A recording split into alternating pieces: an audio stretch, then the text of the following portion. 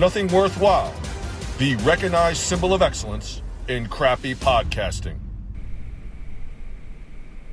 I'm Evan Moody. I'm Andrew Gruthius. You're listening to Nothing Worthwhile with Moody and Groo. When I was a kid, guys like me were brought up to follow codes. Hey, jerk off. What'd you say? What? Antonio Soprano. I wonder if I can talk to you alone for a moment, Mrs. Soprano. On the basis of the Sanford Binet, he's high IQ. You can't prove it by me. He's got a D+ average. Well, he doesn't apply himself, but he is smart. The results tell us. He's a leader.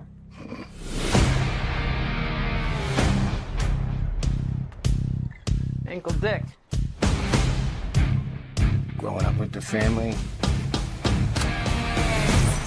takes a toll. Maybe an ambassador to England or France. You're my nephew.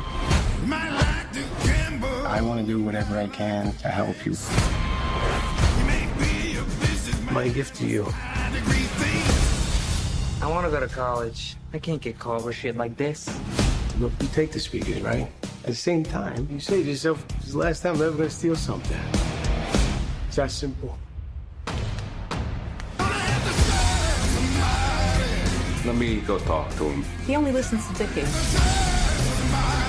Gotta do something about Dickie Malasani. Maybe some of the things you do aren't God's favorite. You lead by example. We'll make the right decision. This kid's got what it takes.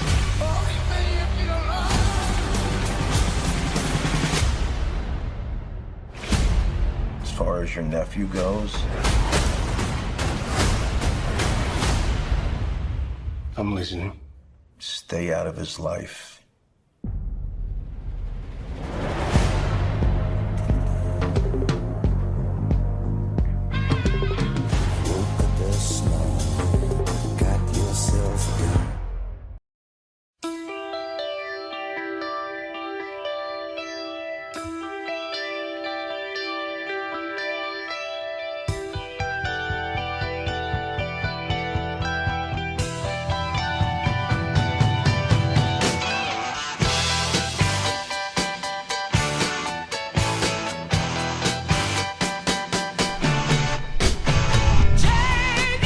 In preparation for the many saints of Newark, let me light up this cigar. I don't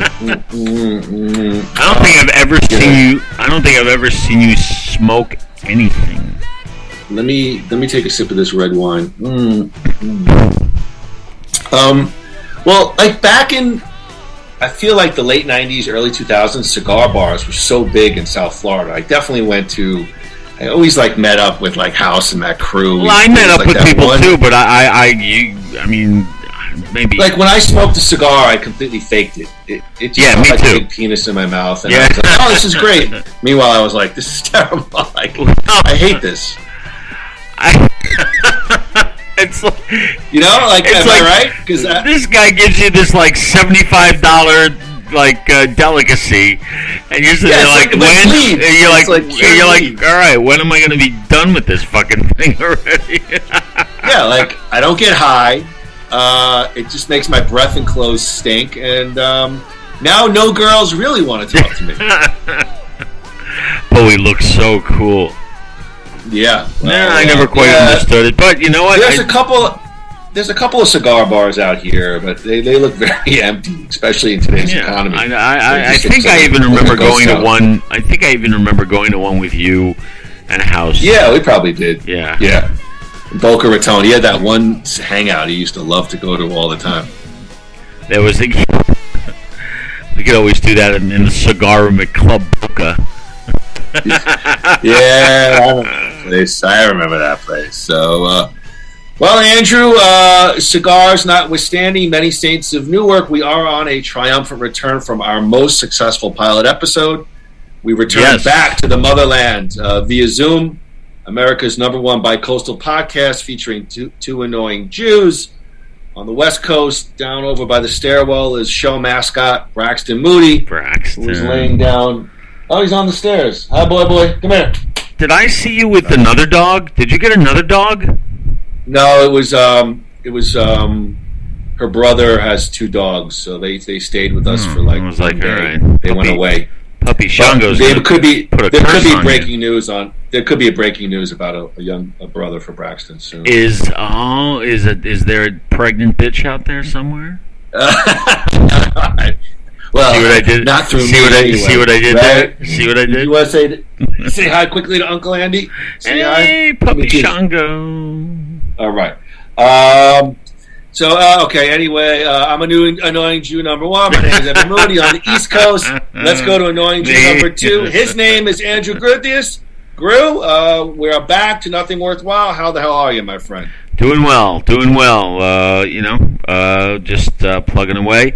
We were supposed to do this. I think we were supposed to do this during the week, but we got held up again. It happens, but here we are. Everything's good. Weather's been good. Work is good. Life is good. Folks are good. Family's good. How are you? It's been a busy week here at the Moody Verdugo residence. Moody's youngest daughter is getting married tomorrow. Ooh, mazel tov. So we are very excited. I'll get to see my dad. I'll see my brother at the wedding. And fabulous. I got to write a little speech because I've been asked to speak. Of course, I'm supposed to do so that. You're kind of like, are you like serving as kind of like father of the? No, she's got it. He's a good guy. She's got. Mom and dad are. I would have flown out. I would have flown out to see that. Actually, ironically enough, I'm walking on the procession. I'm walking with the dad's girlfriend. I'm like the stepdad and the stepmom are walking together. Really? That makes sense. Yeah. Am I interrupting something? No. I'm just fixing. I'm trying to get Are you trying to snip the blue wire? No. Yeah. No. I'm just trying to get I'm hearing something that I shouldn't be hearing. So. Oh, wonderful. No, it's all good. It's all good. I'm going to listen back to this podcast and the quality. Well, speaking of quality, I mean, basically our planning for this podcast was I get a text from Groo Thursday night, like 2 words. Friday night, not even like, hey, buddy, let's get the band back together. Friday night. We are getting the band back. We are getting the band back together in a few weeks. This podcast. Oh, here we go. We're talking over each other. Go ahead. All right. No. I was saying we are getting the band back together in a couple weeks. So. Oh, that is true. Yeah. That is true. Well, speaking of band, did any this is not really any topic I have on my notes, but Little Steven biography. And did you get it yet? Or no, I didn't. I just hate reading. But no, you don't. That's not true. True. I don't like. I don't know. I just. I was actually going to join that conversation that you could.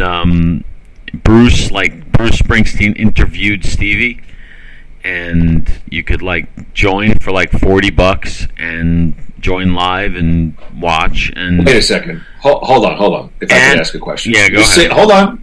So you're saying online, Bruce is interviewing Little Steven? Okay, I'm with you. Yeah, but they're charging the fans $40 to join in on this interview for a charity. It was actually for teachers. Little Steven is always doing stuff for teachers. He loves. All right, well, but I didn't. But you also get a signed copy of the book. So it's okay. That's not. It's kind of a bar.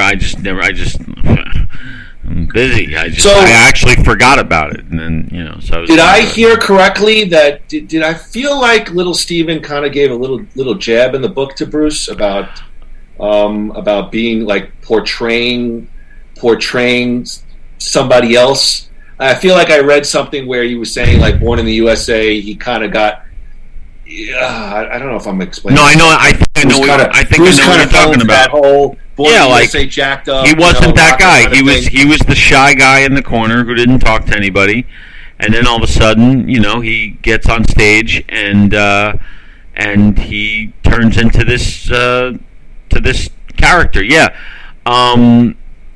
I want to read it in full context, but from what I gather and from what I've seen, what he's talking about is he's basically saying that the guy is like a chameleon. He's like and that Bruce would be the first one to tell you that.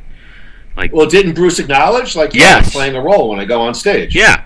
So like people are trying to spin like what Steve said is like a knock on Bruce, and Bruce himself has said the same exact thing. So it's silly, especially when Bruce is interviewing him about the book. That's trying that is true. Stir up some shit. Yeah, go ahead.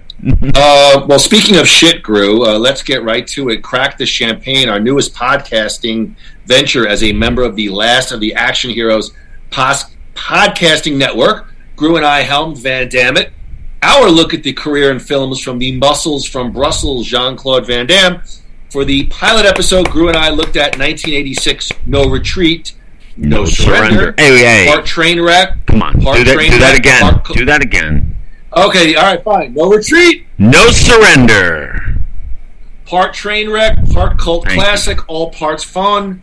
Groo, wrap it up. Van Damme, No Retreat, No Surrender. Any final thoughts on the new gig? Yeah, I loved it, and I can't wait to do Bloodsport. I actually watched it last night, and I loved watching it. And but I also re-listened to our pilot episode of Van Damme, and I think we're onto something. I'm really enjoying the whole thing, and I've been listening to the other ones in the network as well. I think we're going to have fun with this. So I'm I'm excited about. When are we doing Bloodsport? I think we're at the end of the month. I think my birthday, actually. Yes, October 30th, 51. Now, I believe 51? Bloodsport's on HBO Max. 51? Yes, thank you, Andy. Yes. Hey, I'm right behind you.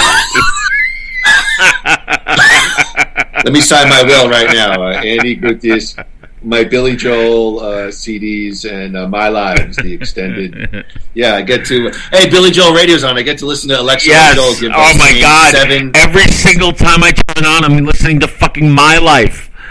Whether it's live from Long Island or live from Yankee Stadium or the regular album cut. I mean, Jesus Christ.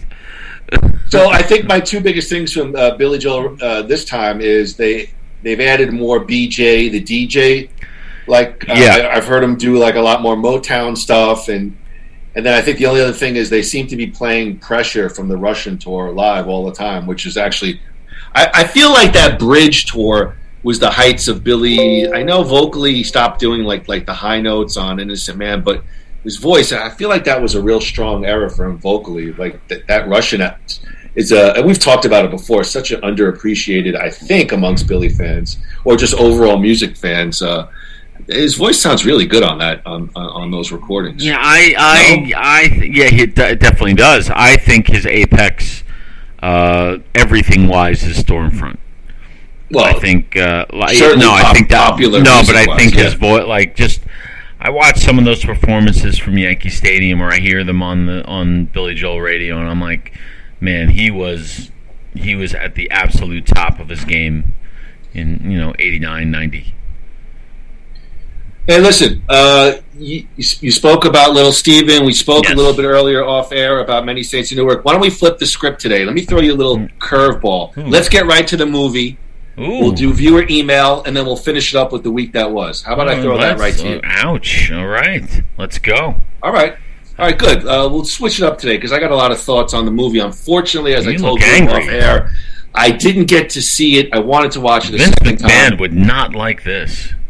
God, yeah. Well, boy, he's been all over the dirt sheets as well. But let's get to it today. Nothing Worthwhile podcast, The Many Saints of Newark, is brought to you by New You Life Center. The journey is everything. Phoenix Entrepreneur Magazine named them in the top 15 med spas to watch in 2021. Check out all of their medical aesthetics and cosmetic injectables at www.newyoulifecenters.com. That's NUYOU Lifecenters.com. Give them a call at 602-274-0068. tell them that Moody and Groo sent you and receive a big 15% off your first service. A big congrats to Erica, her youngest daughter. She's getting married tomorrow. Congrats, Erica. Groo, the origins of what ultimately took shape of the Many Saints of Newark happened when David Chase finished film school. He had the idea of making a film about 4 white people living in Newark or around Newark, New Jersey, who joined the National Guard to avoid being drafted to the Vietnam War, only to be sent to the 1967 Newark riots. Following the release of The Sopranos, Chase was suggested by Oz creator Tom Fontana to write a film centered around Tony Soprano's father, Giovanni "Johnny Boy" Soprano, set in the 30s or 40s. However, the idea eventually fell off due to Chase's lack of interest.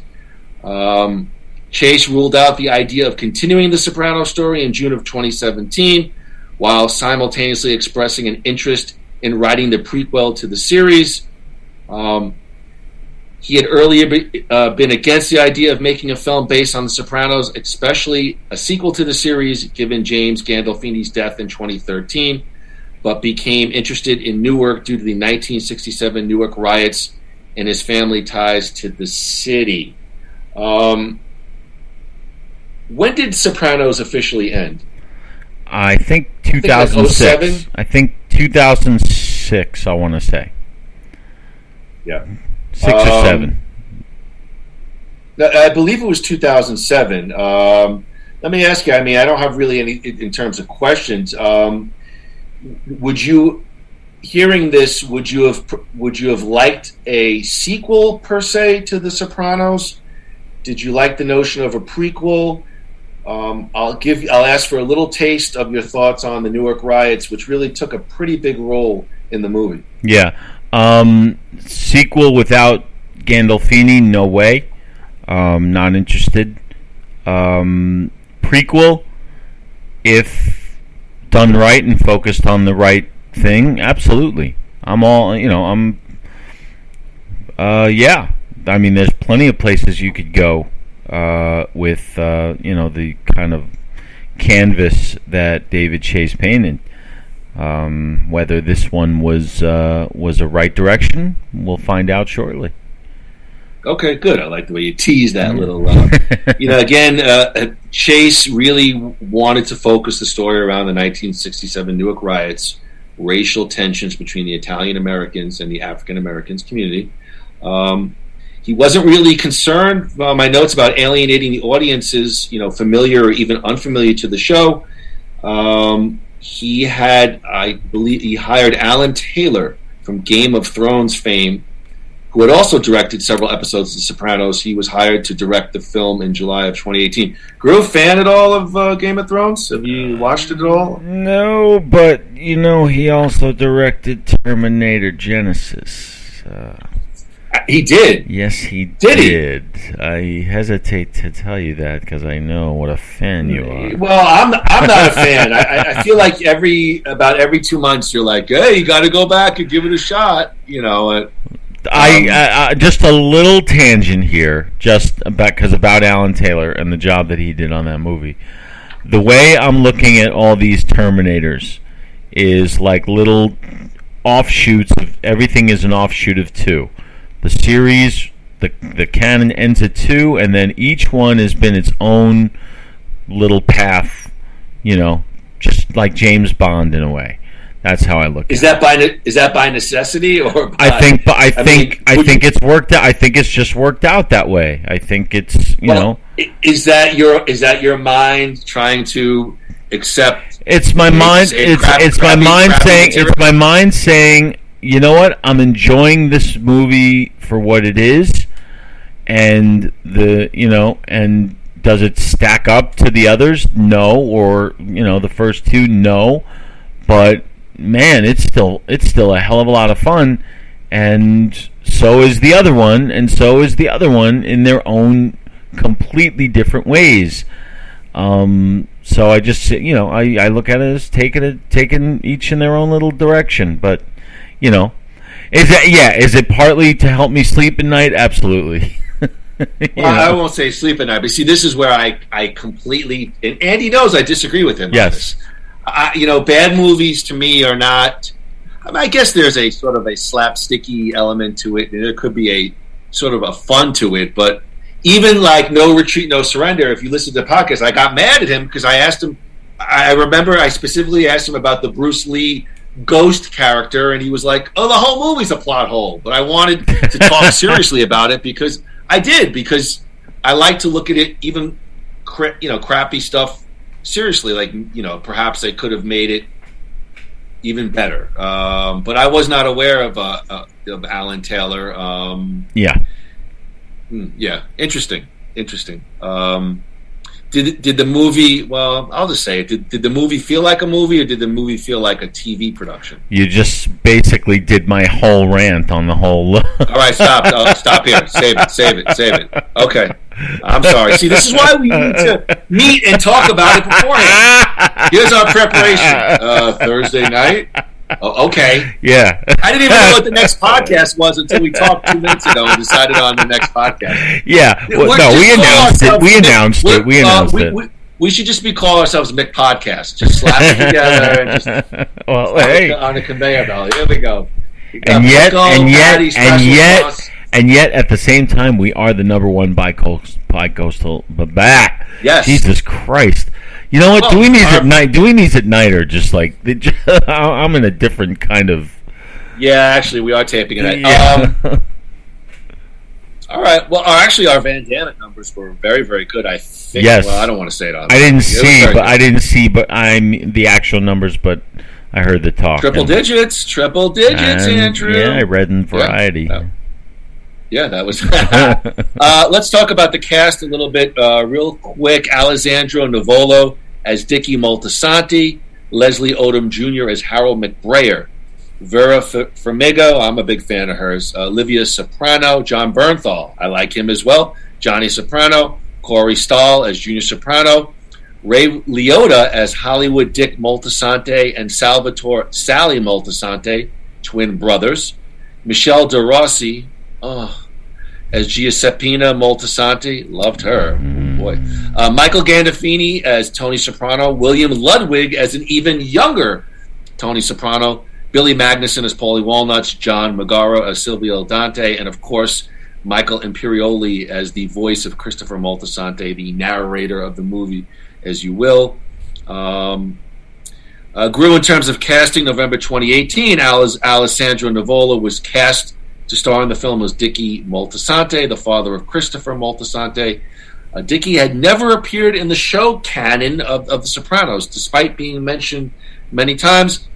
In January 2019, while discussing the 20th anniversary of the series, David Chase revealed that a young Tony Soprano would appear in the film.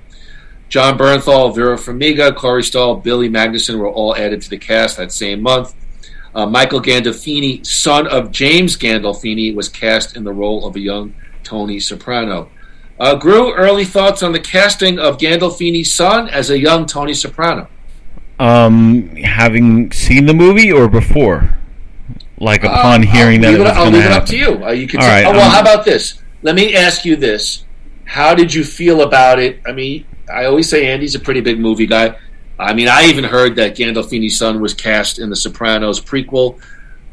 What did you think about it going in? Any thoughts about it? I was like, all right, this is going to be good because they're doing it right. They're giving us a story about Tony Soprano as a young man and seeing how they're doing the Darth Vader with him. They're showing us how he became what he became. And that's, by the way, that's what I was very excited. I was very excited about that. But I like that analogy. Is Darth Vader? Go ahead. I'm sorry. Yeah. I just wanted to give you. Well, so I was excited about that. I was like, because that was the big announcement that Gandolfini's son is playing the young Gandolfini. So they're not just gonna. Logic would tell you that they're building the movie around him, and I was like, okay, here we go. Good start. Okay. To keep Gandolfini's performance from being too similar to that of his father, Alan Taylor occasionally reshot scenes if Gandolfini acted like he was already an experienced gangster. He was trying to say that young Tony is still a kid during the film, so he wanted to have him act more kid-like. Ray Liotta joined the cast in February of 2019, as did Leslie Odom Jr. and Michelle De Rossi. They joined in March. Ray Liotta had been previously approached by Chase to appear in the 3rd or 4th season of The Sopranos. I don't have what type of role, but the plan did not work. Interesting tidbit, Groo. Perhaps Ray Liotta could have been on The Sopranos as a character on the TV show. Yeah, he would have fit right in. I mean, with those like 1 or 2 season guys, like, you know, veterans like Robert Loggia had that one season he was on. I think Burt Young was on for a season, and you know, things like that. So yeah, Liotta would have fit in like a glove. That would have been fun, especially him even more in maybe not his prime, but more of his prime than he is now. You know, sure. That would have been fun. Yeah, he's that was like unlawful entry time, I think, for him. You know, those movies. Remember those? Remember that? Like Dark. I feel like I know that. I feel like it's like a bad thriller. Yeah, like he plays like the cop who becomes buddies with like Kurt Russell and his wife, and then becomes a stalker. You know, because he's secretly so lonely and he's a psychopath, and it's basically 1 hour photo. same thing. It's like my Wednesday. Yeah, it's like my Wednesday night. So there you go. But yeah, it's fun. But yeah, that would have been interesting seeing Liotta in The Sopranos. Filming took place in Brooklyn of 2019. Of course, again, they used the 1967 Newark riots. During post-production, there were some serious talks about the film's depiction of the Newark riots. Would it still seem appropriate in the wake of the George Floyd protests? But after showing the movie to some consultants and Odom Jr., Alan Taylor concluded that the film was made in a way that it became more heightened and conscious enough to avoid controversy. I got a lot to say about this, but I think I'm going to hold off. Well, I'll say it. I don't think they showed enough. Do you? Conscious or self-serving? Self-serving. Self-serving. It's like they were going out. I know what you're going to say, and I agree with you. They're going out of their way to say, "Hey, look what we're doing. We are being inclusive. We are. God, I got to be careful." Because unfortunately you do, but it I guess here's what I'll give you just this thought, and I'll move on, because I am very interested to hear Andy's thoughts on the film, and I have no written notes. I'm just going to go off the top of my head. Like when you go to see a movie like, let's say, Mississippi Burning, which is factored around social justice, you expect that, you want that. I'm not against it, but I'm going to a Sopranos prequel. I know exactly where you're going. I want to see Italians. I want to see violence. Yes. I want to see Goomba. I want to see sex. I want to see alcohol. And I didn't get that for like the first 3/4 of the movie. And I won't give away my final thoughts on the movie. But I agree with you. I was watching the movie going, am I watching an after-school special, or am I watching the prequel to The Sopranos?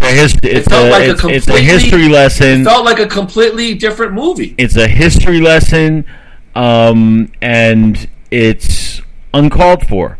And the whole thing is, it's like they're telling you they can't just tell their story.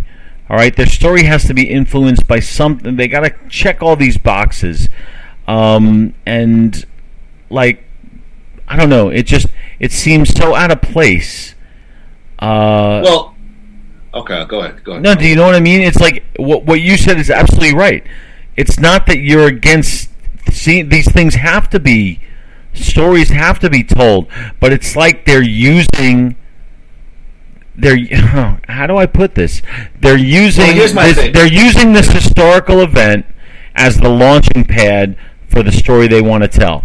That traps them into telling a specific kind of story, and it doesn't let them go where they need to go. Well, here's what I felt like at the end of the movie. They do tie it together, that specific piece. But I when I started watching the movie and they were going so heavy into this, my thing is again, I'm not a super fan of The Sopranos. I can't riff. Season 4, I was a fan. I was probably middle to the end, late in the game with The Sopranos, but I was too consistent view. I was a pretty consistent viewer on HBO. I don't remember race being a big part of the television show either. Like if there were times where Tony, hey, I maybe you can make I don't remember race being. I mean, it's such a central piece of the movie, and I don't remember even The Sopranos. Of course, there's always tension among different communities. Of course, I'm not denying that, but I don't really remember The Sopranos really super hyper focusing on that either. It didn't. Am I wrong? I don't know. It didn't. But okay. 2020, or I think this was made in 2019. 2019 is not 1998, 1999. I think it was 99 when this first premiered. So it's been a long 20 years, and a lot has changed, and maybe necessarily so. It's just it doesn't have to go it doesn't have to go to the lengths that it goes, because it's almost like we're sitting in class when it's like we're sitting in class when we've paid to be entertained. It's a good point. We're smarter than that. Yeah. We're smarter than that. They're patronizing their audience. There's so much of that. I felt like also you could read that plot point from as soon as they started hinting at it. I knew that's where they were. I knew right away that's where they were going to. It was in the marketing, at least what I saw. All right, well, yeah. But you're right. We couldn't agree more. Good. Okay. But we'll probably argue about something. Well, we got plenty of show left, buddy. I'm sure we'll be spitting fire and cursing each other out. We'll have the big reunion in New York. The film was initially scheduled to be released on September 25th, 2020. However, due to the impact of COVID-19 pandemic on theaters and the film industry, it was pushed back to March 12th, 2021. Then it was delayed again to September 24th, 2021, so it could premiere on the film festival circuit and better position itself as an awards contender, before later moving back even further to October 1st, 2021. Groo, the film was simultaneously released in theaters and on HBO Max as part of the 2021 film release schedule plans. Did the COVID delays impact the overall release of The Many Saints of Newark? Okay, all right, so here we go. According to Samba TV Groo, the film was watched by 1 million households over its first 3 days. I'm sorry, I read the question. I wanted to ask you. And we've talked about the COVID delays, COVID impact. I'll hit it to you real quick. Did the COVID delays impact the overall release and excitement for The Many Saints of Newark? I don't think it impacted. I think the excitement was there the whole time. I don't think it changed. Definitely impacted the release. It impacted every movie's release. I don't see why, since it's mostly streaming. I mean, are people? I guess I don't see anybody at the movies, and I'm in Florida where people do what they want, and I don't see people. I don't see the parking lots at the movie theaters fill at night.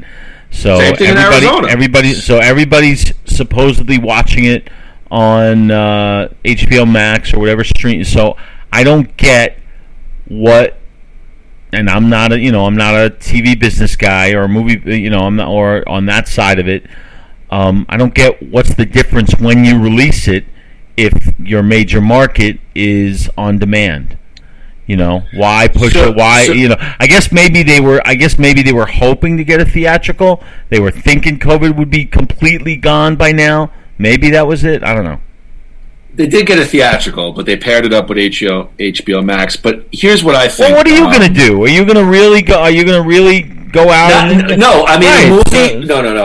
A movie like Many Saints of Newark, I'm going to watch in my house. Right. Now, if you said to me, Star Wars or Marvel, Godzilla with special effects, I'll probably go to the theater and take my chances. Right. But for a gangster film with limited special effects, the reason why I asked you about The Sopranos when it ended, it just feels like, and COVID just played it out a little bit further, but I don't know. It felt like to me, Sopranos ended 06, 07. Now in 2021, we're bringing it back. Gandolfini's dead. Did you get a sense of a lot of excitement from people about the Sopranos sequel in 2021? Like, I feel like if this was 2015, 2016, it's already been a long run. Yes, but this is the kind of thing they've been talking about forever. They've been talking about since before the show ended. So it's been rumored, it's been, so it's like, and time, I guess for people like us, maybe it's an age thing. Like, it seems like just yesterday that the show was on the air and that it ended, so it's like, it seemed like a long time between Rocky IV and Rocky V. It was only 5 years. But it seems like yesterday that The Sopranos just ended and the talks of a sequel / prequel started. So I don't think there was anything that amped it up. Look, it's not a tentpole movie. A lot of the people under, I guess, 30, maybe a little bit younger, they were in their early teens when the show was on. So how much excitement are they going to drum up that's tangible? Not that much. You agree? I do. I felt like COVID just pushed it back even more, and it didn't feel to me. Again, I can't speak for the Sopranos Nation, but it just felt like people were interested. That's the thing. I don't see a Sopranos Nation. I see all these other nations. Well, I just felt like people were fine with it, but they weren't itching for that. Yeah. By the time it came out, it was middling. It was it was there, but not like it was like, oh, great, if they do it, terrific. If not, it's no big deal. It wasn't like everybody screaming and yelling for another Iron Man. Well, of course, there's a little Marvel dig. Right. Groo, what was the early box office for Many Saints, October 10th, 2021? The Many Saints of Newark grossed $7.4 million in the United States and Canada, $2.3 million in other territories for a worldwide gross of about $9.7, just under $10 million. The United States and Canada grew. The Many Saints of Newark was released alongside Venom, Let There Be Carnage, and The Addams Family 2. Many Saints was projected to gross around $10 million from about 3,180 theaters for its opening weekend. The film made $2.1 million on its first day, debuted to $5 million, finishing fourth at the box office. Following its less-than-expected opening weekend, Variety wrote that the film, quote, stands to lose millions. The film dropped 69% in the second weekend to $1.9 million, finishing fifth. Groo, does that surprise you? Because, to be honest with you, it didn't surprise me. No. It surprised me that it had as much. It surprised me that it made as much money as it did in the theater. But the big second week drop-offs are common. Everyone makes it like, oh my God, it had a 50% drop. That's normal. The people who really want to see it are going to rush out and see it in the first weekend, and then the others are going to view it casually, when they get around to it. So, it's not surprising. The amounts, I'm sure, are lower than what the makers wanted, but it's respectable and expected. Yeah, hey, I mean that's the. what that was almost gonna. That was gonna almost be the name of our next podcast. Respectable and expected. Yeah. Comfortable. Groo, what streaming viewership data for Many Saints? The Many Saints of Newark grew was considered though a streaming success according to Samba TV. I have no idea what is Samba TV, but it looked good. It was viewed over 1 million times during its opening weekend. It outperformed similarly budgeted films like Reminisce and the Clint Eastwood Cry Macho. that were released on HBO Max at the same time, with Warner Media stating that it was streamed 3 times more than the second most viewed film of the weekend. The Sopranos also broke HBO Max viewership, that makes sense, records around this time of the film's release, attributing to The Many Saints of Newark causing renewed interest in the series Sopranos. Groo, any thoughts on the streaming? Sounds like it was, though, a streaming success. Yeah, I could see and I'm not surprised. You know, I mean, everybody was going to watch it. You know, everybody who was ever interested in The Sopranos and people who've heard about The Sopranos. You know, The Sopranos has been very accessible since streaming. It's always been, you know, the entire series has always been accessible on streaming platforms. So it's been seen, and so I'm not surprised at all. And it should, you know, everybody. It's like a bad Star Trek movie. Well, all right, I just gave it away, but it's like a bad Star Trek movie. All the Trekkies are going to go out and see it, the second it comes out, but they're not going to go back 1,000 times if it's not good. And the casual viewers are not going to go see it if it's not good. But everybody's going to go see it in the first weekend. You know what I say? I say, let them die. They knew what they were getting themselves into. Airplane reference. Let them crash. Yeah, I mean, you know, Star Trek. I see that a 90-year-old William Shatner got his fat ass up into space. Good for him. Actually, I thought that was pretty cool. I love that. I love that guy. Fuck George Takei. Did you see George? I know, he's such an asshole. Like, leave the guy alone. What is the problem? Enough. Shatner has always maintained that they were never friends. That they were just great. You know, it's like shut up already. No, that's what Shatner says. Oh, I mean, Takei is always like, we're supposed to be working together and discussing our lines. Oh my! I don't know. It sounds like maybe a little bit of professional and personal jealousy to me. But, of course it is. Of course it is. What else could it be? Groo, let's take a look at some critical response for Many Saints of Newark.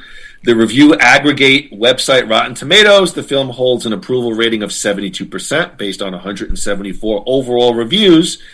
Groo gave him an average rating of 6.8 out of 10. The site's critical consensus reads, even as its storytelling chafes at the edges of cinematic constraints, The Many Saints of Newark proves The Sopranos' allure is still powerful. Metacritic Groo gave it a weighted average of 60 out of 100. Based on 48 critics. CinemaScore, Groo gave The Many Saints an average grade of C+ on an A+ to F scale.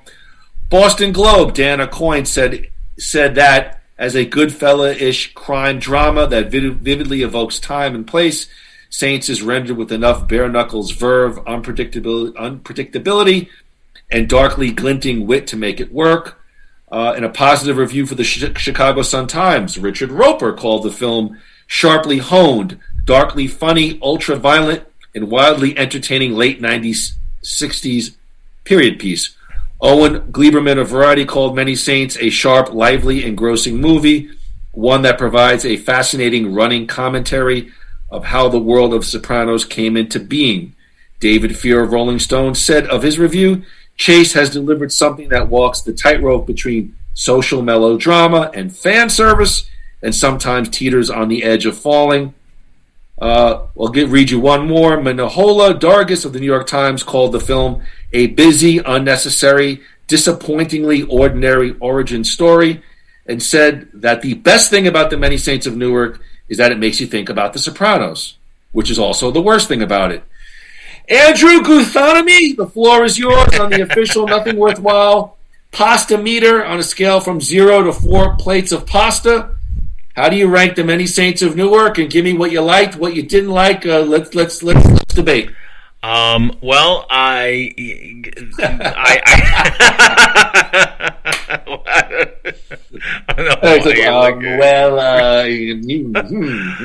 I could almost see James Gandolfini sitting in the psychiatrist's office, looking at Dr. Melfi, and telling her the story of Dickie Moltisanti, and then The Many Saints of Newark beginning, and then the Many Saints of Newark ending and cut back to Tony in the therapy group or the therapy session.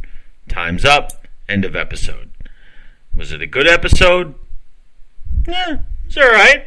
It was fun. Now we can get back to the story. Many Saints of Newark, to me, is a mediocre episode of The Sopranos. A flashback episode. And I think it's okay. I think it's well made. I think it probably could have been better cast. I did not believe anybody except for the guy who played Dickie. He kind of started out to me as kind of a generic, mafia hood. But by the time he, was headed towards the big final breakdown, I started to believe him a little bit. But everybody else, most of the other people, I feel like it could have been more intricately cast. They seemed like generic mob types that would be in lower level mob movies. And I think that could have used some more time and energy. Yeah, go ahead.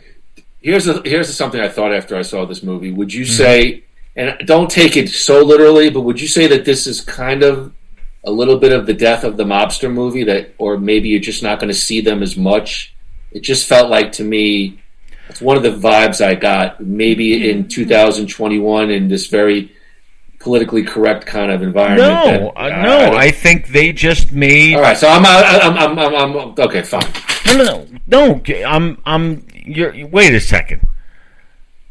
That's like you telling me. That's like you saying, "Doctor, tell me I don't have cancer." No, you don't. Well, all right, shit. I mean, like, I'm agreeing with you. I'm answering in the affirmative. I'm saying, you're saying, is this the death of the mob movie? And I'm saying, no, it's not. I'm saying what it is. No, I'm saying, no, it's not. That's a good thing. That's my point. I don't think it is. I think this is the story that they were trying to tell for whatever reason. Now, here's why I didn't like it. Okay? And I'm not going to say I didn't like it, because I didn't not like it. I didn't just be like, that sucked. I look at it like I saw Solo in the Star Wars thing. Not necessary, telling the wrong story, doesn't connect to anything, wants to make you think that it does, but it really doesn't. It's not about Tony Soprano. It's about Dickie Moltisanti, who is inconsequential. And even though you're supposed to think that Tony became who he was because of this guy, but this movie does not establish that at all. When I heard Michael Gandolfini was playing Tony Soprano, young Tony Soprano, I said, they're doing it right. They are telling us how, like I said, how Darth Vader came to be. How did Tony Soprano become who and what he was? But that's not what they did. There was no reason for young Tony Soprano to be in the movie. He did not figure into the plot. It's basically a show that avoided fan service like the plague for all the years it was on. Anything that any direction the audience seemed to want it to go, David Chase would purposely take it the other way, and he did it brilliantly. He did it brilliantly. No, he didn't. Number one. All right. Well, wait. Let me just finish. Well, hold on. Go ahead. No, I just want to finish what I was saying. Andy Gruthia show. This one was all about fan service. Having young Tony there is fan service. Having Silvio and Silvio and Silvio was just it was like a bad. Yeah, but Silvio and Paulie and even Pussy, they're all there as if they're like the same age as like Dickie Moltisanti, and yet they're the same age as Tony in The Sopranos, or at least a little bit older. So that's fan service. Okay? That's like saying we have to see these guys instead of coming up with new characters. Give us some new people. Add to the story. Don't just link it. Add to it. The woman who played Livia was very good, but she didn't figure into the plot either. It was like just seeing it. There was no narrative. It was like basically Dickie Moltisanti's war with Harold McBrayer, whoever that is. That was the main thrust of the movie. Two characters that never connect. So don't connect it to The Sopranos. Tell a new story. But if you're gonna connect to The Sopranos, you got to connect to The Sopranos, and they didn't do it. So I am giving it 2. What did we say? 2 plates of pasta. 2 plates of pasta. 2 plates of fettuccine Alfredo for the many saints of Newark. Very, very heavy. On that rant, I had some questions to ask you, but since you were going, well, I didn't want to forget what I was going to say. So I can't even remember. Well, here's okay. What I would you talked about young Tony Soprano, Michael Gandolfini. He's really in the big picture. He's only really in half the movie. I was surprised the young Tony Soprano, the kid, was in it for quite a bit. Do you think? I'm sorry to interrupt. I just have a quick question. Do you think that, because this thought crossed my mind, do you think that maybe in the original script he was supposed to be more, but they didn't think he was that great of an actor? Because he didn't light up the screen. I'm sorry to say. I don't necessarily think that. I feel like you made like some Star Wars references. This feels like the very first prequel that came out with the young Luke Skywalker, because you were saying you don't really get that Darth Vader moment. So here's how I felt about the movie. I agree with you. It's a fine production. The actors do a fine job in the sense that they're very professional. It looks like they put some money into the film. It's well shot. All that stuff. Big mistake with Ray Liotta as twin brothers. I mean, I was like, I was spitting up my pasta bolognese when you were like, oh, now he's a twin brother. Like it just reeked of very slappy. Like, I don't know. Let's save some money, or I don't know. It just was. I didn't buy it. It's like he had his hair combed down as one guy and combed up as the other. I don't know. It just didn't ring true to me. The word is I thought that was a massive, massive miss. The word is that well, not the word, but like some people are theorizing that the Sally character was a figment of Dickie's imagination, that he was never really there. But I don't think what is this? The Sopranos Shining? I mean, come on. Well, that's the Sopranos used to do that shit all the time. Do you roast the hat? I think I disagree with you on this only because. Of course. What? Well, because I'm Jewish. Yeah. Go ahead. Let me hear it. Good Shabbos, by the way. I mean, here's the thing. It just seemed like put on a brown shirt versus a blue shirt. Comb your hair back instead of forward. One guy's evil, and the other guy is like, hold on, let me finish. And the other guy is like in jail with words of pearls of wisdom. It was like good brother, bad brother. I don't know. Yes, so agreed. Very trite, very contrived. Yet I thought Liotta did a terrific job, and I enjoyed seeing him. I'll say that. All right, but I do agree. Bullshit, man. I do agree with you. It's bullshit. It is bullshit. It's complete bullshit. But it's sometimes it's fun to see great actors in bullshit roles. Okay, Newark riots. Here, when you were talking and you were saying, like that early on, man, I was thinking about that hot tag and tag team wrestling when you're reaching out and you're trying to tag your partner and you can't quite. my hand was almost on the remote. I almost was going to shut it off. I was so close, and then I did feel the movie did pick up a little bit of momentum in that final act. It started to feel a little bit more like a typical Sopranos production. They put the little racial thing. See, I felt like all that beginning, they did tie it up at the end, because like you said, Dickie Moltisanti and Harold McBrayer, at the end, basically they're rival gangs. There's a white gang and a black gang. You know, they're going. The movie kind of hints that they're going to be in like a turf war. That, you know, the Harold McBrayer character, you know, he's gonna go for his own and run his own deal in competition with you know, the Soprano family. That's what I took from it. Yeah. So I felt like they tied it in, but it was just so, I don't know, it was so unnecessary. You could see it from a mile away. Yes. That plot point, and you could see a lot of the plot points, you know, with the dad's girlfriend, and you knew that Dickie had eyes for her. You could see everything. I don't know how you felt about it, but I almost was predicting the movie as it was going along. Oh, they're going to do this, and they did it. Yeah, I don't know. If I agree 100% with you. But that didn't quite bother me as much as it bothered you. What bothered me was, you know, the overarching idea is that they're telling the wrong story.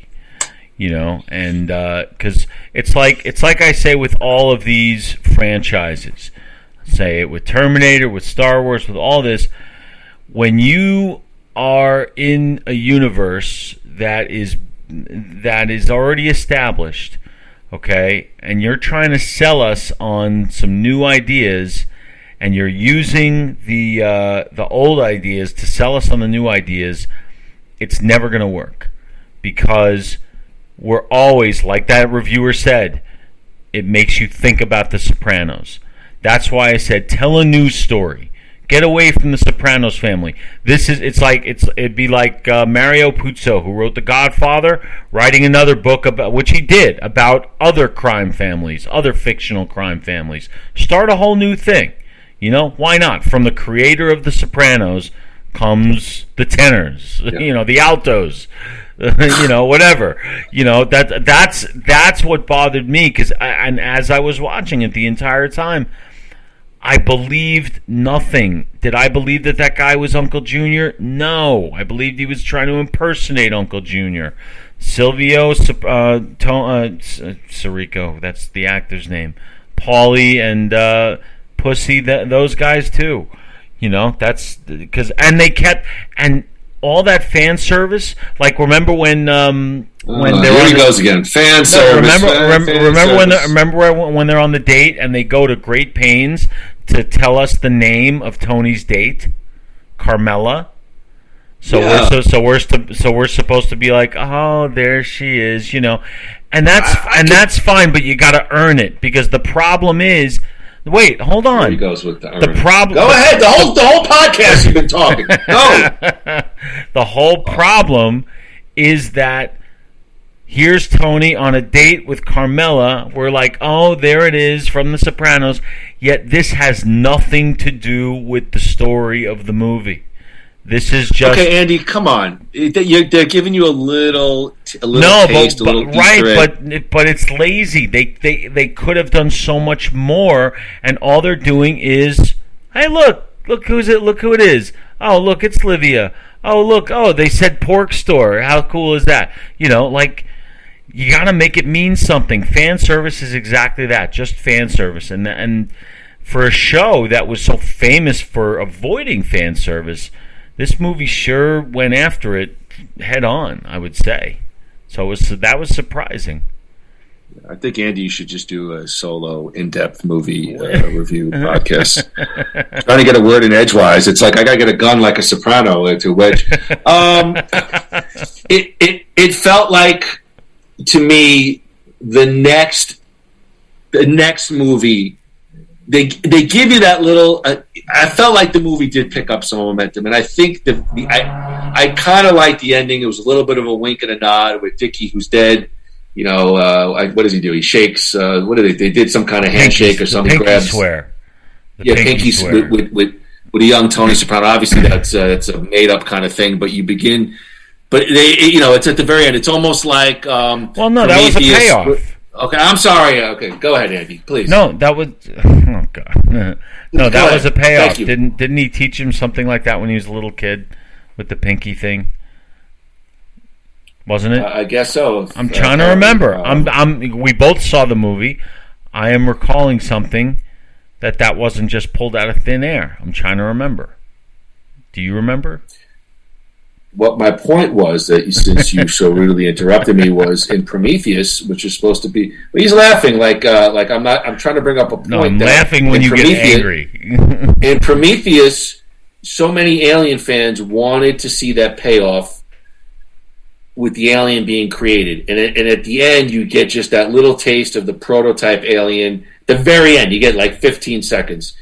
So for a Sopranos fan who you want to see that moment where Tony, a young Tony, kind of goes bad, the eyes go black, he becomes a gangster. You don't really get it here, but that last scene, and then they play the music. I'm like, oh, but there had been it was like my college career. There had been so many minutes of kind of crap in Midland. I had so many credits of C's that when I finally got an A or two at the very end, when I got serious, the overall impact was still negated. So I would give Sopranos 2 and maybe a quarter, like 1 extra ronzoni, 2 1/4 plates of pasta, and that's about as best as I can give it. Yeah. I'm probably very similar to Andy. We may have gotten there in different ways, but I mean, I was real close to get to bailing on the movie. It felt very heavy-handed, very preachy with the Newark riots, and that's just not was my expectation going into the movie. I wanted to see a gangster movie. I wanted to see, Italians with the bellies and the food and violence and women, and you just get a little bit of that, and maybe, I don't know if that's a great expectation as a viewer, but that's what I wanted, and it didn't give me enough of it, and ultimately, like Andy, we said, it felt like a TV production. It just didn't have the overall impact that I thought a Sopranos prequel could have. I mean, I feel like these prequels, people get so hot and heavy with it, and I feel like not too many of them are hits. I don't know because they don't. Because I think they make the mistakes that movies like this make, that they don't tell the story that really needs to be told. But you know what? It would have been cool though if young Tony Soprano was not in the movie at all. That had nothing to do with him, and you tell the story of Dickie Moltisanti, which is compelling without Tony. They throw that stuff. Go ahead. He's an interesting character, that's for sure. I mean, he definitely movie centers. You don't need Tony. You don't need Tony at all, and you tell this whole story without Tony. And then the very last scene of the movie is a young Tony Soprano pays his respects, does the thing, and then you play that music. There you have like, oh shit. Now, next movie we're gonna see how Tony, and that may happen. But I think that's what I was hoping this movie would be. And it just, it just never seemed to be about anything. Maybe I missed it. Maybe I need to watch it again. But I have no desire to watch it again. That's the thing. Like I should, and I don't. Well, I wanted to see it again one more time before the podcast. Obviously, I didn't. I felt really strong. I mean, I was so close to bailing, and Marie and I were watching it, and she was like, "Is this The Sopranos, or is this like an ABC movie after we?" Is this Lifetime television for women? I was really, really shocked. Now, I do say they do kind of lay off it a little bit, and they do tie it up. So there was a bit of a purpose in my mind as a viewer, but I don't want to be preached to when I see a Sopranos movie. I want it. I want excess. I want gluttony. I want all the Italian kind of fun mafia stereotypes. I'm going to be honest, and I think also, like Silvio, it was like a portrayal, a caricature of these iconic television characters, and it didn't really hold any weight. Like when you're seeing them on the screen, it felt like any other sort of goofy Italian mobster character. I mean, I The movie to me, it again gained a little momentum, but it underdelivered for me. Underdelivered. Yeah, I agree. So that's 2 thumbs down for Many Saints of Newark. Evan thought it was pretentious and preachy. I thought it was overlong and not reliant on the supposed stuff. I miss those. Well, Groo, Chase has expressed interest in producing a sequel to The Many Saints of Newark that follows Tony Soprano in his 20s. A new fucking story, Dave. You got talent. All right. Well,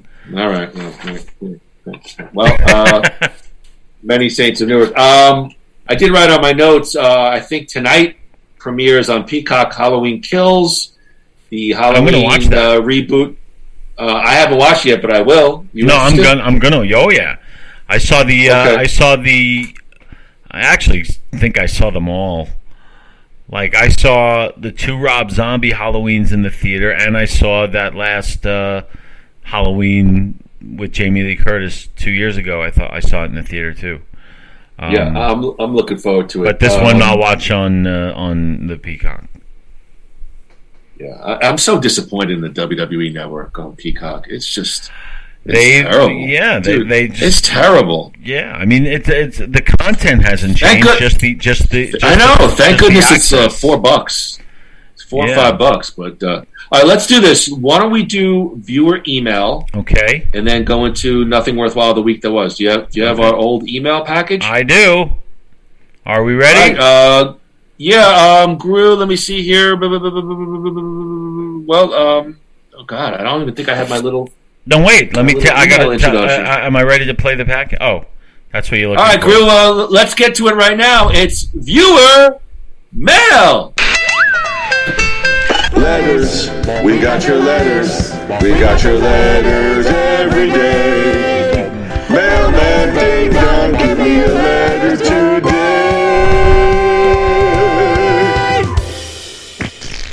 I missed that. My voice crackling like a 15-year-old prepubescent 9th grader. Groo, Nothing Worthwhile viewer mail is sponsored by New You Life Center. No goal is too big. No journey is too far. Check out all of their hormone balancing programs for men or women at www.newyoulifecenters.com. That's NUYOU lifecenters.com. Or give them a call at 602-274-0068. Tell them Moody and Groo sent you and receive a big 15% off your first service.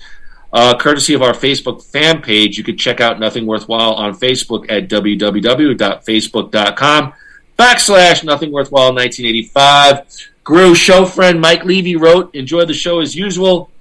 AEW has become the brand of choice for the smart crowds. I do agree with that. They play up to the internet wrestling community.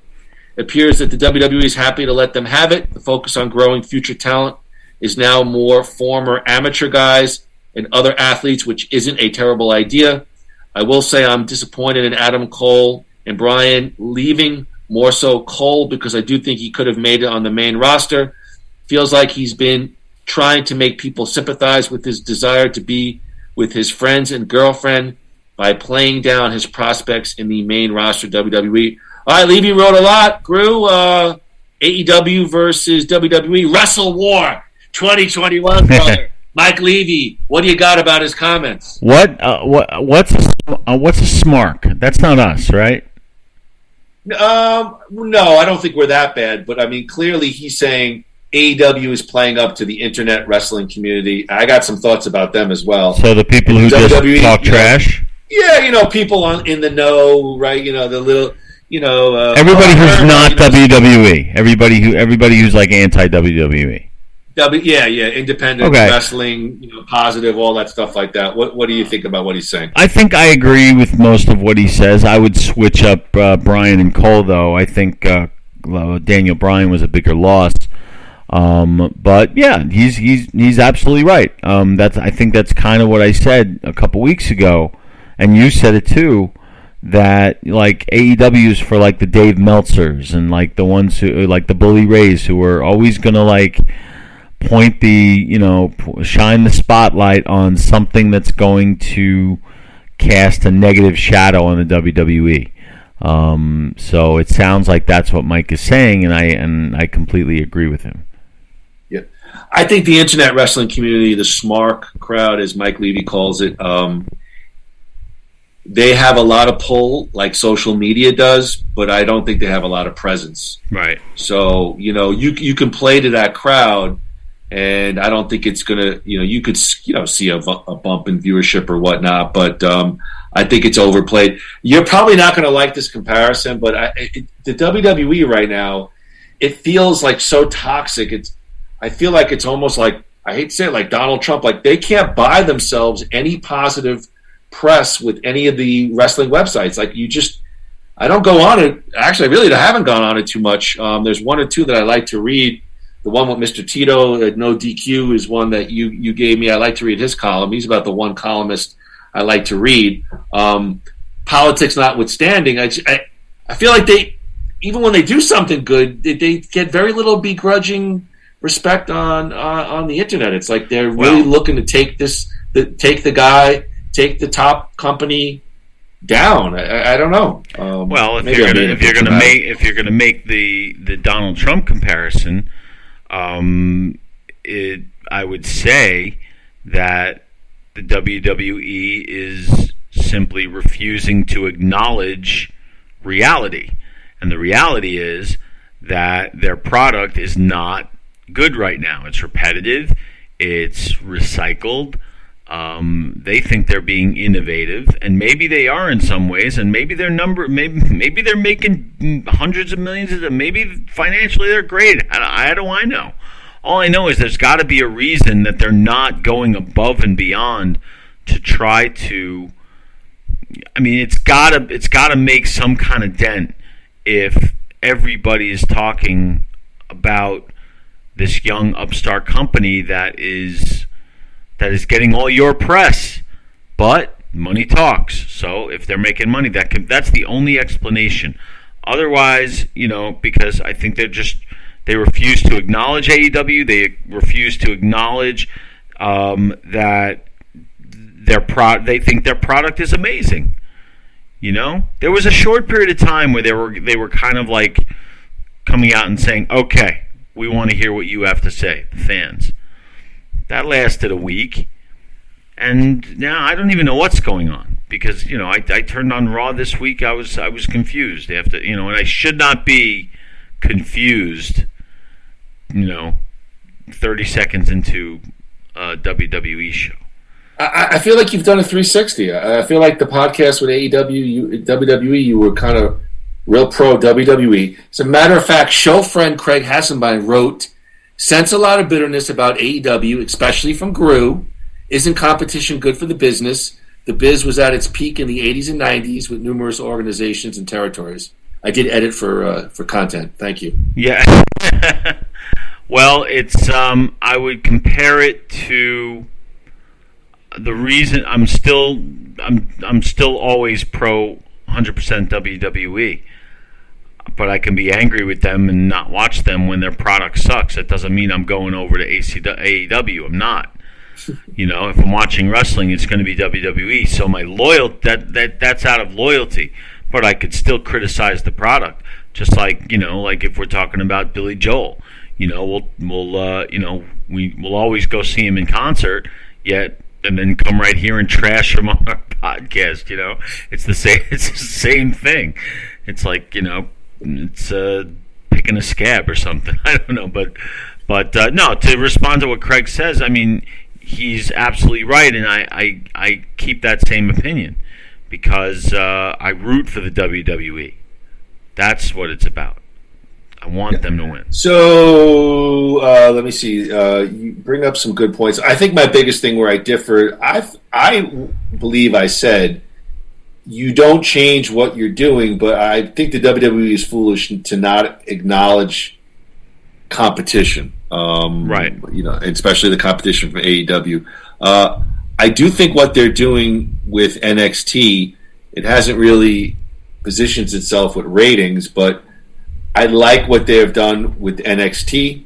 The characters, they've become more character driven, a little bit more in the cartoony kind of old WWE, WWF method with keeping today's action. But every person that they're introducing has a gimmick, even if it's minor. And after 3 or 4 weeks now, the fans you could see in the arena starting to buy into some of these. Braun Breaker, the son of Rick Steiner, is probably their top guy. I did read an article where the WWE has internally acknowledged that their roster is getting way too old. Randy Orton, Goldberg, these part-timers, even Lashley, they're a little heavy on the top in terms of age. And so they definitely got to bring in, some young talent. It kind of feels a little bit like the positioning it was in the Attitude Era in terms of AEW. I mean, they're signing and they're trying to gobble up everybody. Well, not really everybody. I'm really surprised. Like Braun Strowman and Bray Wyatt are still, as far as I know, unsigned. I'm really surprised with Bray Wyatt. But an article came out I saw today that the WWE, an insider, had said that Bray Wyatt was a complete pain in the ass to work with, like not just protective of character, but like a complete pain in the ass. And they said he was also out of shape. Wow. He was heavy. He had performance issues. So that's what I read. Anyway, no, I read some of that too. And oh, did you? I did. Okay. Go ahead. And I mean, look, it is what it is. I don't, if that's why they let him go. If you're going to be if you're going to be toxic, there's nothing anybody can do about that. But I just root for them to get better. I root for them to. I agree. Because we love watching, we love talking about it, and if there's, it's not even that there's anything bad to talk about. It's that there's nothing interesting to talk about. There's nothing more, like if we wanted to do, there's nothing worthwhile. You're supposed to have a little clap when you say the title of your show. Oh, okay. Yeah. Go say it again, please. So when there's nothing worthwhile, I gotta come up with a sound effect for it. But yeah, when there's nothing worth talking about. I'm Rick Boogs or whatever. I mean, no. I mean, I'll be interested to see. I'll be interested to see. But their big thing tonight is the Brock Lesnar Roman Reigns contract signing. Come on, I mean, I'm interested to see that. Yes, I want to see that, but it's like, I don't know. It's like they're just recycling everything. And wow, you're really doing it. You're doing a 360. Maybe I am. You went on a podcast and said, "I'm interested to see this Roman Reigns and Lesnar." Because I am. You know what? You're right. I am. I'm thinking of the other stuff. No, tonight's SmackDown. I remember looking. Tonight's supposed to be a super show where I think you're supposed to be getting members of both rosters, and I believe AEW, like a half hour of Rampage, they're supposed to cross over, and there's going to be and they're competition. And they're not on Fox tonight. They're on FS1. I think. Does Fox have baseball? I think Fox Perhaps, have the so of course I DVR'd it and I'll watch it, or I'll watch the pieces that I'm interested in. And look, maybe I just have to get myself back into it because I see these crowds and they go crazy. They're all wearing the stuff, so maybe there is something to it that I'm not seeing. Sometimes I just have to let go to the past. Let Hulk Hogan. By the way, I don't think Hulk Hogan should ever.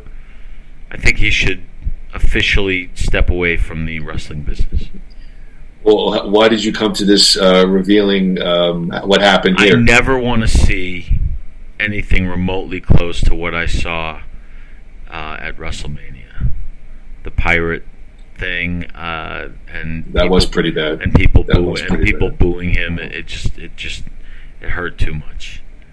Yeah. So let's just call you did it. You made the world a better place, and call it a day.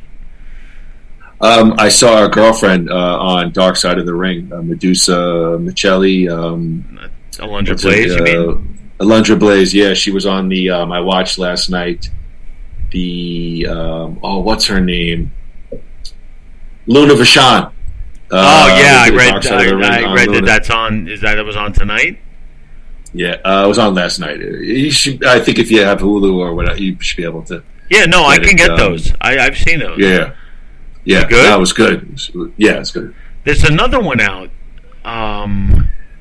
You got to see the one on FMW. It was Frontier Martial Arts Wrestling from Japan, where like Terry Funk and Mick Foley were doing these barbed wire explosion matches, and they had crazy ass matches like Piranha in a water match and exploding. Oh my god! Oh, it was great. Yeah, you got to check it out. So, all right, you want to get to 5 things we're talking about this week? Nothing worthwhile. The week that was. Yeah, my brother's you got it queued up. My brother's going to roast me for the Hulk Hogan comment. Why? Hold on. Let's talk about this for a second. Because we are such huge Hulk Hogan super marks. Yeah, but isn't that kind of the trajectory of our heroes? Like, it starts off in a blaze of glory and usually ends like in a 12th round knockout. Where, I guess. They carry them out of the ring. I guess. I think he got kind of a raw deal. Now Flair. Ric Flair's getting canceled out now. I mean, Flair has. There's a difference between that and racism. Racism, you never recover from. Or perceived racism, you never recover from.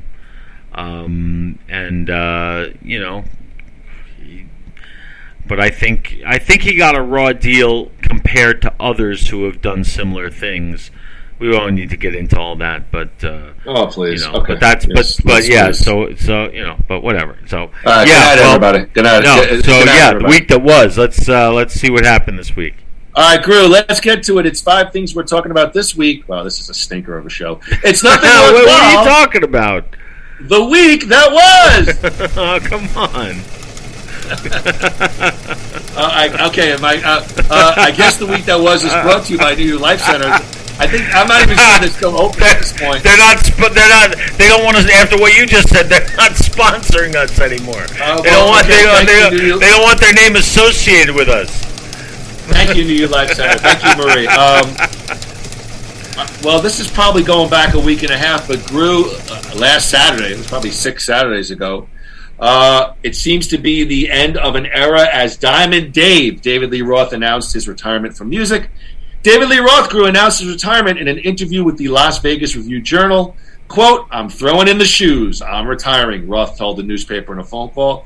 "This is the first and only official announcement. You got the news. Share it with the world." The flamboyant frontman was known as Diamond Dave during the band's 1970s and 1980s heyday, of course, Van Halen. Roth's announcement comes just shy a year after Eddie Van Halen, the band's lead guitarist, died of cancer. The singer referenced Van Halen's death in the call with the Las Vegas newspaper, saying he had been thinking about the departure of my beloved classmate. "I am encouraged and compelled to really come to grips with how short time is, and my time is probably even shorter." David Lee Roth, Groo, has 5 shows scheduled at the House of Blues in Las Vegas, beginning New Year's Eve and running into early January. Groo, he says these 5 shows will be his last. Quote, "I've given you all I got to give. It's been an amazing run. Great run. No regrets. Nothing to say about anybody. I'll miss you all. Stay frosty." Groo, perhaps we will have more to say on this later, but initial thoughts on Diamond David Lee Roth's retirement announcement? I think it's probably time. His skills. I'm flavoring. I'm surprised. His skills have waned, although his enthusiasm has not. So I don't know if I buy it. I don't know if I buy it. They all say that. I don't know if he knows something that we don't, but if it is, good for him. He's earned it. If it's not, and I'm in Vegas, I'll see David Lee Roth. Am I paying $150 to see him at here? No, but Vegas, it's like a party. Here, I wouldn't. It's not like a concert I would want to see, but if me and my if you and I are hanging out in Vegas and we pass a thing, it says David Lee Roth is playing here, damn well we're hell going. Yeah, I'm smelling. Of course, I'm smelling a road trip as it is right now. Of course, I'm like fuck it. But I'm looking for any excuse to meet up Groo. Right, but if he's it's the same thing with like Meatloaf. It's time for him to retire. He cannot sing the way he used to, and there's no reason. They both got money. They're both doing fine. Ride the legacy. So I'm good with that. But like both of them, like I just said, I think it'd still be fun to see him. God bless him either way. God bless him either way. Ironically enough, David Lee Roth's last album is called "Ride the Legacy" on KTEL Records. And I'm surprised at your take. I think you're right. It's a pretty realistic one. We'll have more thoughts perhaps later on. But yeah, and I agree, man. If we're in Vegas, count me in. I would be. Of course. Imagine you and I in Vegas could be a problem. I might harken back to my younger days when I was 42. Really crazy. Yeah. I'll wake up in an alleyway with a needle in my arm, and Well, you just got me thinking about something. All right. Well, Groo. Last Monday, it's those damn Jews again. Oh, boy. Comedian Sarah Silverman called out Hollywood for having a tendency to cast non-Jewish actors and actresses for Jewish roles. Silverman, 50 years old, called the practice Jew face on an episode of her podcast Thursday. We probably get more downloads than Sarah Silverman's podcast, maybe. She pointed to Catholic actress Catherine Hahn for being cast to play the late Joan Rivers, who was Jewish, in an upcoming show. She also cited Felicity Jones playing former Supreme Court Justice Ruth Bader Ginsburg, among other examples. There is a long tradition of non-Jews playing Jews, and not just playing people who happen to be Jewish, but people whose Jewishness is their whole being, Silverman said. One could argue, for instance, that a Gentile playing Joan Rivers correctly would be doing what is exactly called Jew face. What is defined Jew face is when a non-Jew portrays a Jew with all that Jewishness, Groo, with makeup, changing of the features, big fake nose, all the New Yorkie or Yiddishy inflection. And in a time, Silverman goes on to say, when the importance of representation is seen as so essential and so front and center, why does ours constantly get breached even today in the thick of it? She also pointed to common anti-Semitic themes such as Jews run Hollywood, Jews are rich, and tropes that render people very righteously unsympathetic towards Jews. Jews, Jews, Jews! Jew, Jew, Jew, Jew, Jew, Jew, Jew, Jew, Jew, Jews. Groo, I give you two big oy veys.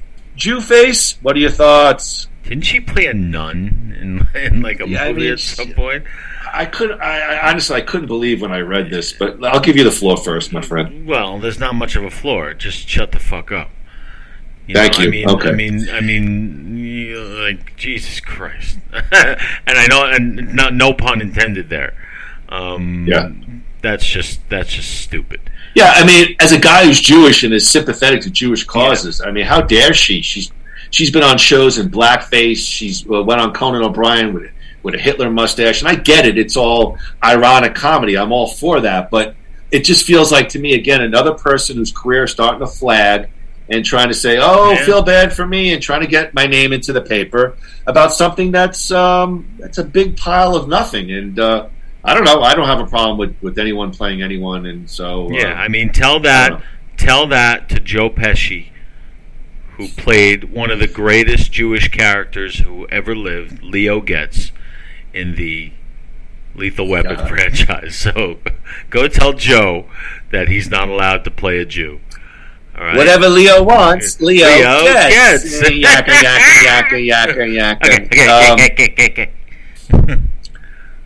Groo, any interest that the Spice Girls are going out on their first major tour since 1996? Nope.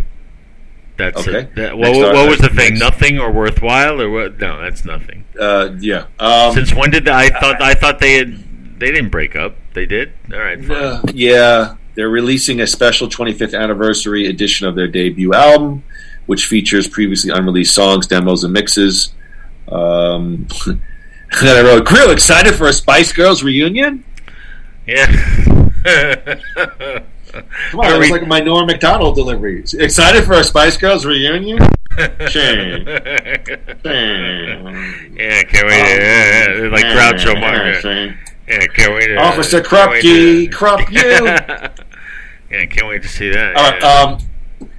All right, this is a WWE themed article. Groo, interesting article posted last Saturday. Groo, we know that the WWE has many different partners that they must consider when making any decision. Like they had the draft. Supposedly, you're reading they were trying to make Fox happy, USA Network, NBC Universal.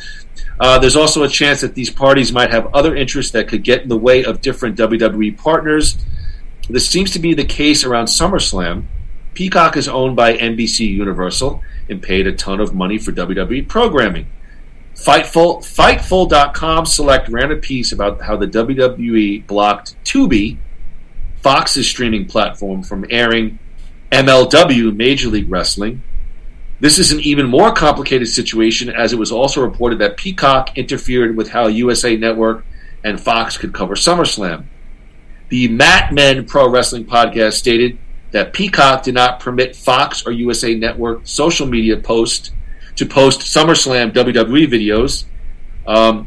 Despite perceived coexistence between Peacock and USA Network, Mat Men's Andrew Zarian stated that Peacock did not permit Fox or USA Network social media to post any videos from SummerSlam. They could only post GIFs.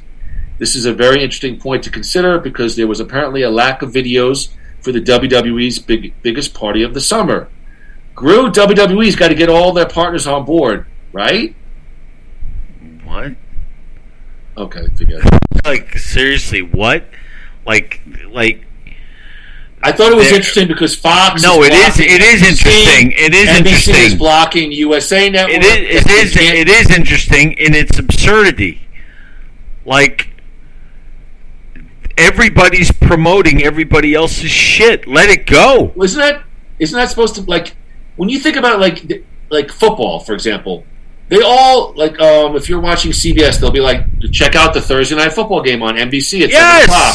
And then, like, Monday Night Football on ESPN. Yeah, I guess they have some kind of probably multi-platform agreement to. Yeah, but I mean, look, all right, NBC and Fox are direct competitors, so you know that's one thing. But at the same time, yeah, show our shit. You know, show it, and then they'll want to see the whole thing, and then they'll come over to our platform. You know, like everybody's advertising everybody's stuff, and they just, I don't know. It's like everybody's just got their panties in a bunch. Can you even say that anymore? Jesus. Well, it's like, listen, Andy and I also have separate podcasts. So my podcast, Jew Face, I promote Andy's podcast, Gentile Face. And on his podcast, Gentile Face, he promotes my podcast, Jew Face. But I'm not a Gentile. Go with the joke. Come on, how dare you? That pissing contest is like, see, that's why we hate, because Vince McMahon is not in complete control of the company at this point. You know, first of all, they're a publicly traded company, so we know that already. So he has shareholders to answer to, and I mean, isn't that the case when you expand? I mean, it's not a mom and pop shop anymore. I guess, but I just, the content is controlled by Peacock, really, or access to. I don't know, but you're right. You're right. By the WWE, they have no new content on Peacock, and it's terrible. I'm not even sure why I keep it anymore. Yeah, like what? Like actually, I watch more other stuff. I watch the old Saturday Lives. I watch Everybody Loves Raymond. There's a lot of other stuff on it. I think Halloween Kills is on there. I'll watch King of Queens on there too. But I think that the WWE I mean, I see what you're saying about having stockholders to answer to, but there was a time where even after they went public, they still controlled their library, and now they don't. And what happened to the Lex Luger icons? I mean, what are they doing? I don't necessarily think that had anything to do with Peacock. I don't. I haven't read that. I'm not sure why I've read they pulled the Lex Luger. I read that they had a Stone Cold with John Cena that was on for a day and got pulled. There may be a few other things as well. For me, I get the biggest enjoyment from their documentary pieces, and they do it so well. And they used to put one on like a new one a month, which I'm fine with. Give me one new one. Yeah. I used to get so excited. Still to this day, I get excited to watch them, especially when it's like an old school topic, like the Lex Luger Icons. Man, I would have been glued for 45, 60 minutes by my TV. Yep. And I'm not sure why they bailed on it. I really don't. Did they bail, or are they postponing it, or did they have? I mean, I don't know what the hell. The only thing I could think of would be perhaps in the wrestling world, it's a hot button issue. I don't know. He certainly has had. I don't even want to. Are they going to save it? Hopefully, they're going to save it for like a Hall of Fame, time. Because I do think he should be in the Hall of Fame. Agreed. And I have heard that it's not something that's like it's not a Benoit situation.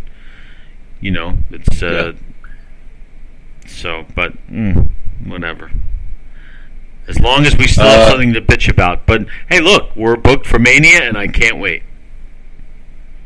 Yes, we are. Yes. We will be there in Dallas, Texas. Groo, on last Monday. Oh boy! It was revealed that Superman is really the Man of Steel. That is, as Superman is now confirmed to be bisexual and is on the fight for global social issues. The news is not for the traditional iteration of Clark Kent, but instead of his 17-year-old son John, who has taken up his father's mantle. DC Comics artist John Timms told IGN.com, quote, "It will be interesting to see him not only try to find himself as a person, but as a global superhero in the complex atmosphere of modern life."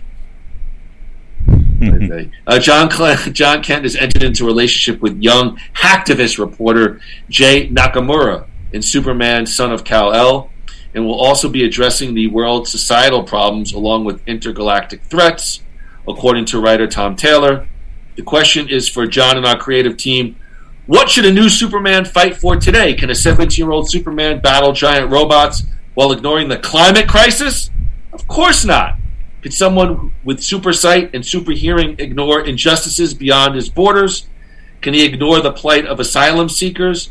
For Taylor, who said many of his previous LGBTQ storylines were rejected, moving forward with a progressive adaptation of Superman was a major turning point for the comic.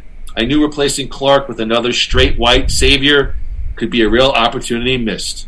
I've always said that everyone needs heroes and everyone deserves to see themselves in their heroes. Today, Superman is the strongest superhero on the planet.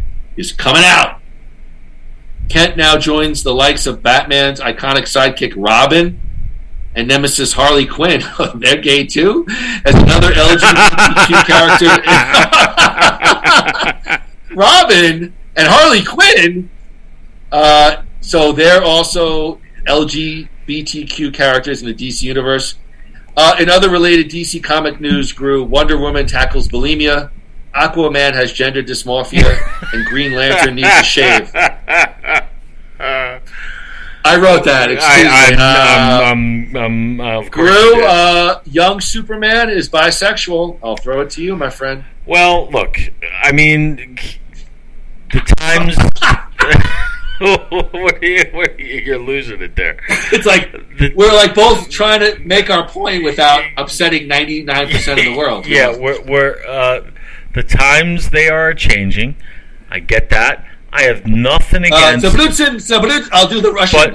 You do Billy. Billy Joel. I'll do the Russian guy. Okay, but it's the same. It's this. I have the same feeling about this as I do about The Sopranos. Why not create gay superhero, or or a lesbian superhero? Why do you have to take one that already exists and change the mythology? Why not be creative and create something new? I got no problem with that. Do it. I'm sure it would be fantastic. I mean, does that make sense? I think they would say, we're not changing the mythology of Superman. We're changing the mythology of his son. We're not changing this iconic character. We're changing I thought you said Superman was gay. Well, it's not Clark Kent. It's John Kent, his son, who I guess now is taking up the Met. Okay. Good night, everybody. Well, what do you think? I feel like if this was, let's say, 15 years ago, I would have said, perhaps courageous move. Now it just feels like it's courageous not to do it. I feel like it's a bit of a pile-on, or it's not like a big deal to me anymore, and so it feels, a little bit similar like the Sopranos gimmick of pushing it in there where it doesn't sort of organically fit, and I hope I'm making myself clear. Again, you are. Back in the day, when Ellen did it on her show, I was like, wow, okay, that's a big deal. And it made sense. And it made sense. And it was funny, and it was poignant, and it was great. It's just now. Listen, I what can I say? I hope the comic book does well. I'm a fan of comics. I'm a fan of DC. I'm a fan of Superman. I don't know if this is. I don't know if this is going to make things more popular. But look, I will say this: I am for kids, who are certain ways, seeing characters, and so they don't feel alone. But it just doesn't feel like a real organic, genuine fit here. Again, it just feels like it's a ratings or social media ploy to get kind of on the right side of justice. Yeah, I know, and I know you don't like CNN or Cuomo, but Chris Cuomo said something about this that I agree with. He said it shouldn't have to be a thing. Do you know what I mean? It shouldn't have to be, Superman is gay.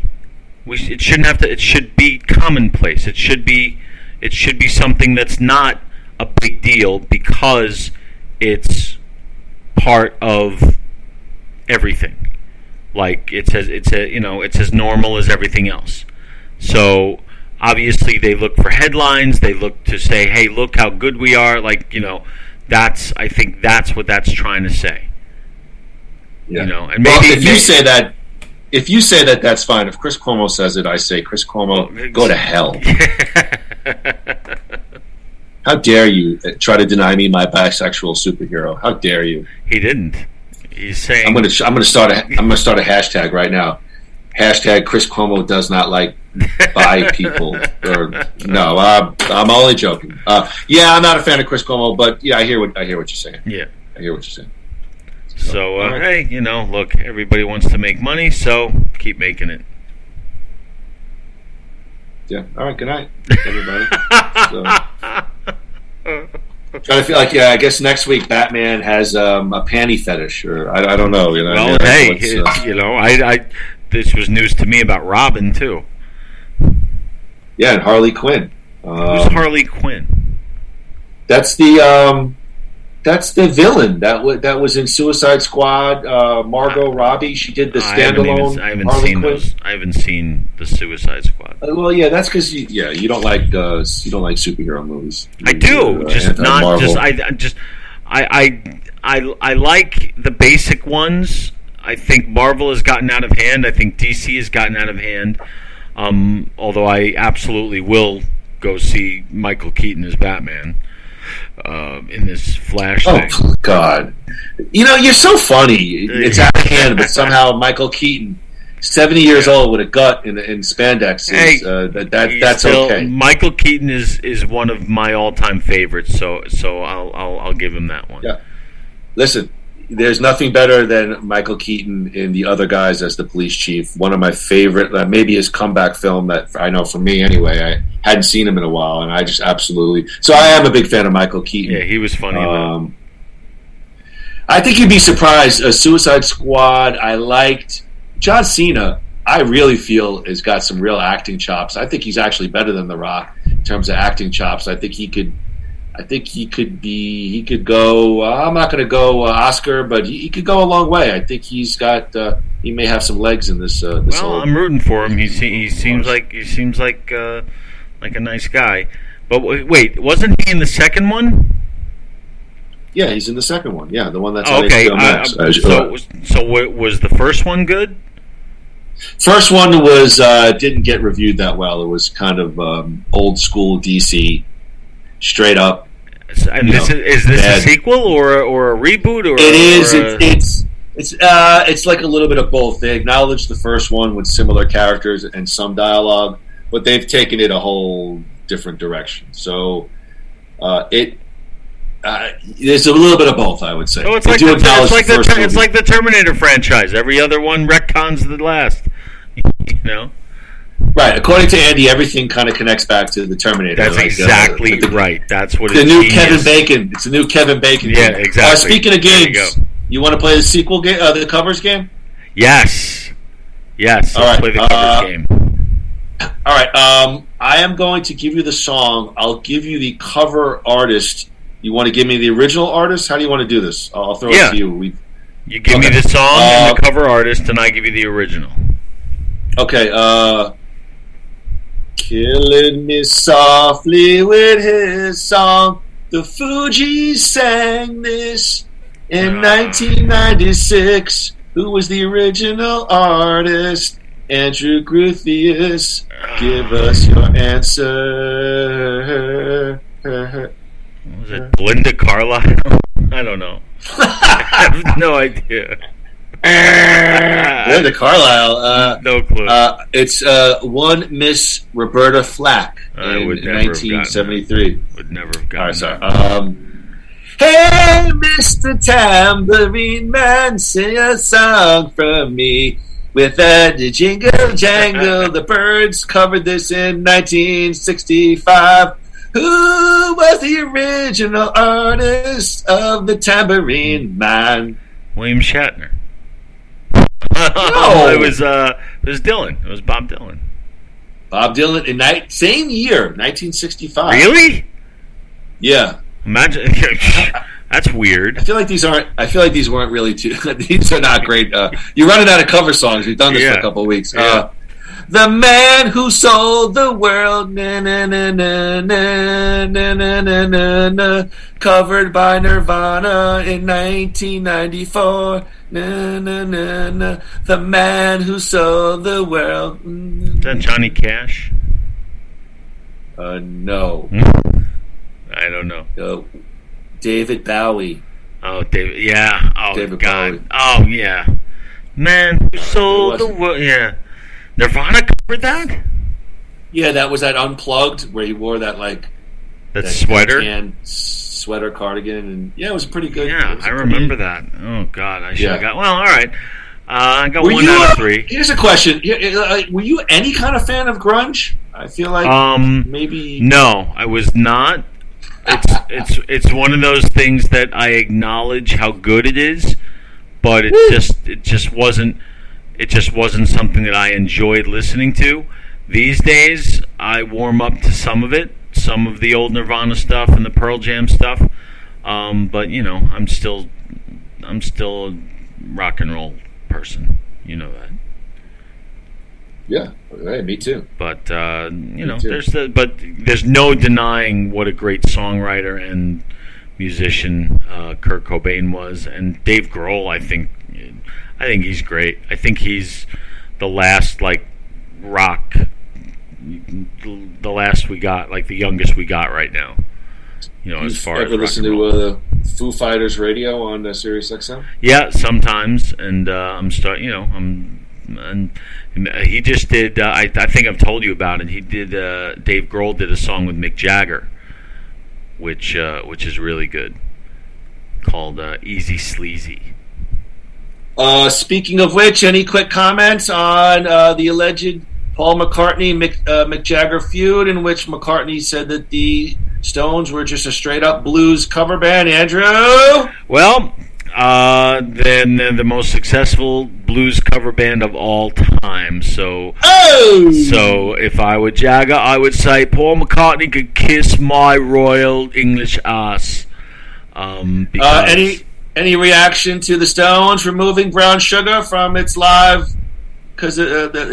touring set list due to due to something? I get it. I don't like that they have to do it, but I understand it. And At this point in their careers, why fight it? They got plenty of other material to choose from. Let this one go. That's fine. I'm against the reason why, but this one's not worth fighting for. Yeah, that's it. Yeah, Andy, let's go. We're going to go down swinging, motherfucker. I just said the exact opposite. I just said let's give up and move on. Oh, all right, well, let's give up. Well, speaking of giving up, Andrew, let's promo our next show. We'll still be on the Nothing Worthwhile with Moody and Groo banner. We announced earlier David Lee Roth is retiring, so we are going to be calling our next show David Lee Roth Retires. A Different Kind of Truth. Groo will take a look at David Lee Roth, Diamond Dave's final run with Van Halen. Many of his start-stop moments with Van Halen. Michael Anthony is in, Michael Anthony is out. A Different Kind of Truth. The tours, all the fun, all the controversy. David Lee Roth retiring, A Different Kind of Truth. David Lee Roth's final run with Van Halen. Andrew, give us some thoughts. Can't wait. I love talking about David Lee Roth and David Lee Roth and Van Halen, especially the reunion tours that they did and the album. I'm really looking forward to talking about this. I would say my favorite band. It's close. Ooh, I really did not know that. If I could pause you for a second. Didn't we do our favorite bands or maybe our favorite musicians or something? That's actually big in the Evan, Moody, Andrew Gruthius. I don't think you've ever really come out and definitively said. No, I think it would either be Van Halen or Queen. Those two. Well, I definitely know you were a big Queen fan early on. Yeah, for between sure. those two, I would have to really think about it. But this is going to be a fun one, and I'm really looking forward to it. Diamond Dave. While you were talking about it, it's like I could see David Lee Roth after he's done retiring. I think now would be a fun time to get him on Sirius XM, put a mic in front of him, let him DJ, and just tell stories on the road and stuff like that. I would think that's what he'd want to do. He seems to enjoy doing that. He used to have a podcast. Oh, really? Yeah. He used to have. It was called The Roth Show, and I think it's. I've seen. I think it stopped when they went back on tour in 2015, and he just never resumed it. All right. Well, next week, David Lee Roth retiring. Many Saints of Newark. We got Nothing Wild the Week That Was. We got viewer email. It's been a jam-packed special evening taping. Andrew, the pleasure has been all mine. Great seeing you. Tomorrow, young Erica getting married. I got to wrap it up. I got to brush my teeth. I got a wedding tomorrow. Damn it. Yes. And I wish you all the best. A grand mazel tov to you and your family. Yes, Jew face. Yes, thank you. Jew face. Yes, and please join us at the next Nothing Worthwhile with Moody and Groo when we talk about the great David Lee Roth and his pending retirement. And the Van Halen reunion years, 96 to 2015. Oh, wait, I just realized David Lee Roth, another Jew. Yeah, there you go. Yeah, yes. So next week on Nothing Worthwhile, the great Diamond David Lee Roth. And with that, ladies and gentlemen, 1, 2, 3. Rap 'em. Jew face.